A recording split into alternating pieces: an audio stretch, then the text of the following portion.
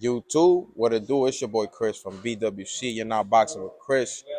Joining me on the ropes segment today, flyweight rising star Andy Dominguez. How you doing, What's up, guys? How you doing? Andy? For the people that don't know, where are you from? Well, I'm nationality. I'm Mexican. I was born in La Ciudad de Mexico, but I came to the U.S. at the age of 10, and I was raised here in New York, in the Bronx. Bronx. Yeah, from the How Bronx. long did you train in Morris Park for? I trained in Morris Park for I would say 2 years, and then I moved to Men's Boxing Gym. Okay. In early life, how did you get into boxing just to begin with? I got into boxing gym. I mean, it was because I would get like into fights a lot. People like, I guess middle school, they will always pick up on me because I'm a small fighter. I mean, I'm a small person, and yeah, I will never let myself like get bullied, basically. All right. And did you take it seriously right away since you started boxing for that? Since you didn't Uh, box. so my mom put me like in karate class first, and honestly, I didn't like it. So I just lasted for like I lasted in karate class for like a week or two, and it was just it was just boring. I was just not into it. So mom put me into like boxing, and I started like sparring. I started liking it. Yeah. And did anybody guide you through your journey in the beginning? Anybody specific? My trainer, I mean, yeah, Lupin. That's literally my first trainer. He's the one that actually made me. He's been through with me through like the amateur career, like winning the Golden Gloves, Junior Olympics. Yeah. Talk to me about your amateur career for a little My amateur career, well, I started at the age of 13. I fought the Junior Olympics 3 times. I won them 3 times. I have over 59 amateur fights. I won the Golden Gloves 3 times. Well, the Golden Gloves 2017, and then the Ringmasters were AK the Golden Gloves.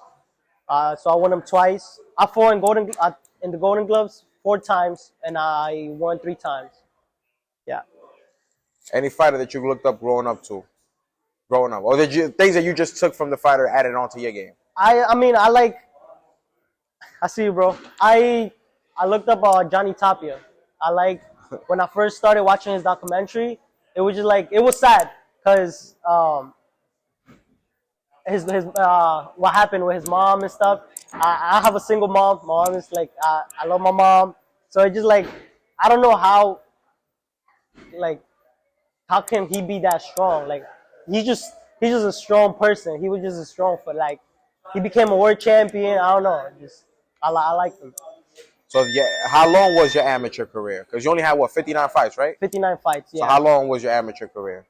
I mean, from 13 years old to 20 years old. Okay. And when does a fighter decide to go pro when he's in the amateurs? When is it something like in the halfway mark, or is it somebody that tells you, "Yo, I think you're ready for the big leagues"? I wanted to go pro since I was like 19. But I mean, a lot of people doesn't know, but I couldn't in the amateurs. I couldn't compete like nationals or like I couldn't make it to the USA team because I wasn't born here. I'm not a citizen. I wasn't born here. Oh, citizen issues. Mexican. Okay. So it was hard for me at first because they will always tell me like, oh, you can't make it to the nationals. I won the Golden Gloves. I couldn't go do the national Golden Gloves. So then I'm like, you know what? Like, I think it's time for me to turn pro. Like, I got nothing to do here in the amateurs. And so, if it was your choice, you think you would have stood a little longer to gain a little bit more experience? Probably. I would probably, yeah. Well, I'm 24 now. I probably would have been pro already. You had 5 fights last year. I have 5 fights. So Yeah, 5 fights last year.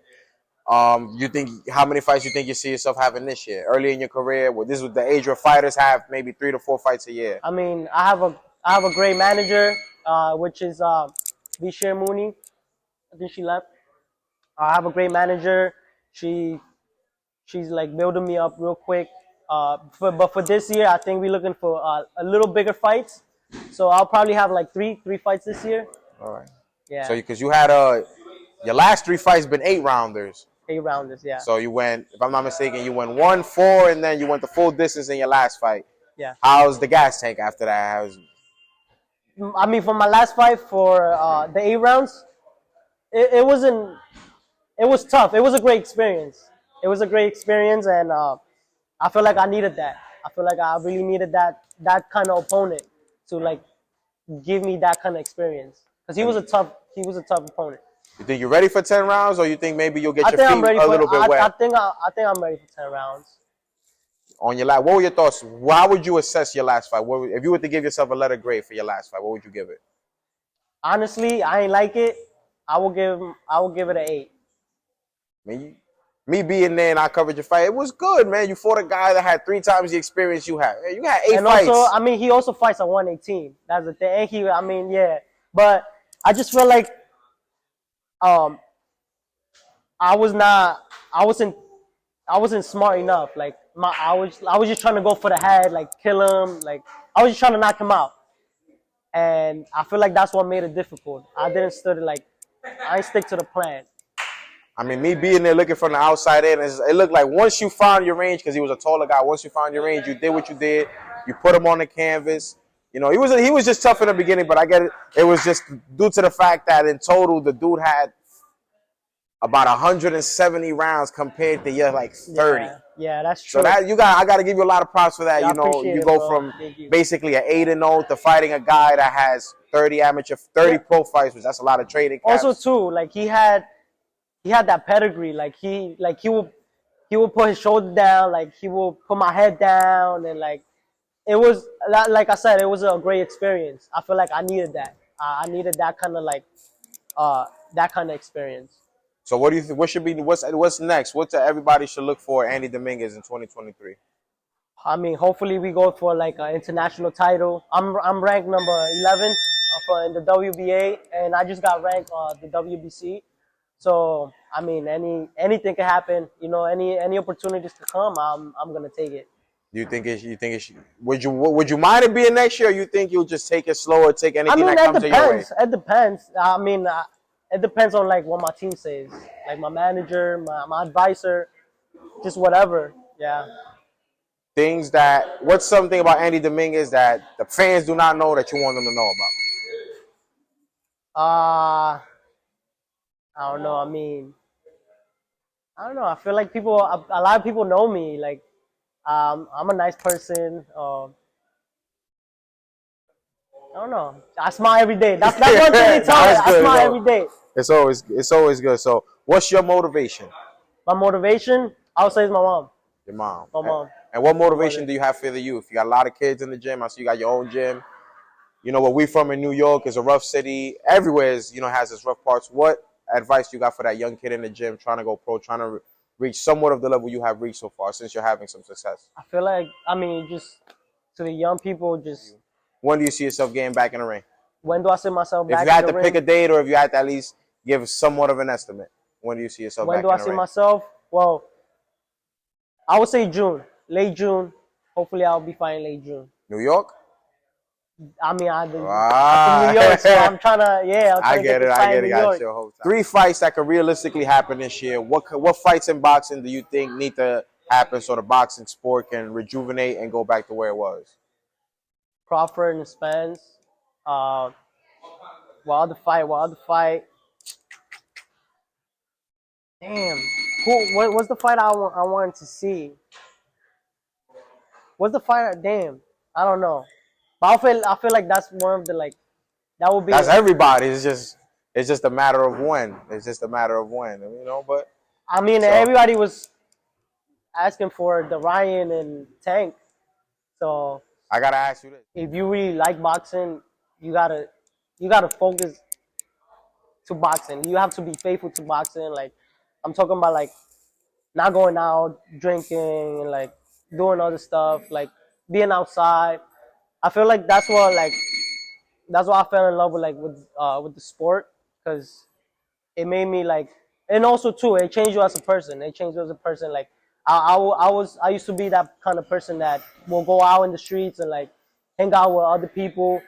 I'm not saying my people were bad, but it just like boxing just really like changed me to be a better person, and also boxing gave me bigger opportunities, like open up bigger doors, I didn't finish high school, so I feel like this is the only opportunity that I could. What was one of the things? What's one of the things as a fighter that you hate doing, but you do it in terms of like the training? Every fighter has something that they don't like, whether it's a part of the training. I mean, I would say, wait, like training or like something just in like boxing. Yeah, something. Oh man, I gotta run today, or today is this, or today is. Nah, honestly, I like boxing. Oh, so you enjoy everything that comes. I enjoy everything. Yeah. One thing I hate, it's making weight. How did that go about for a guy your size? Because I heard it's usually the bigger the man, or how much do you walk around with when you're not in fighting shape? I walk around 125. I fight at 112. It's hard for me. It's not hard for me to make weight, but it's just hard for me to like on the day of the weigh-in. Like, I mean, everybody struggles making the weight on the day of, like, before the weigh-in, like a day or two before the weigh-in.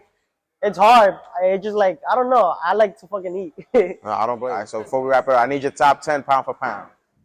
It's your top 10. You don't got to go by what the ESPN ranking. Andy Dominguez is top 10. Top 10. I would say Tank and Crawford. Number 2, just like that, just 1, 2. Crawford, yeah. Those are my 2 favorites. Oh, those are your 2 favorite. Not favorite, but I feel like those are like good fighters that like I really All right. like.